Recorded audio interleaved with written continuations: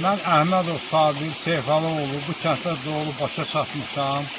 Sumqayıt şəhərində yaşayıram. Kəndin hər iki tərəfindən çay axır. Biri Məmməd çay adlanır, biri Xallava çayı. Bu çay Məmməd çay adlanır. Bu da dağlardan gələn bulaq suları. Kəpəz dağından, Cəhənnəm dərə deyilən bir yer var. Gəlin qayıtsın aşağı oradan.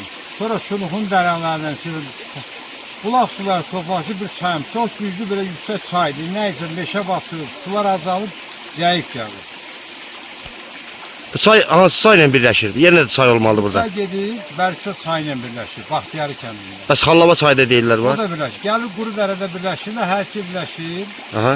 Gedirlər Baxtiyarı kəndində Bərkə çayına qoşulurlar. Başqa bulaqlar da qoşulur da yəqin ki. Çoxlu bulaqlar qoşulur. Yuxarı üstdən dağlardan gələn bütün bulaqlar bula qoşulur. Suyu da çox içməli sudur, qəşəng sudur. İçməli, təbii sudur. Hamısı sırf bulaq sularıdır.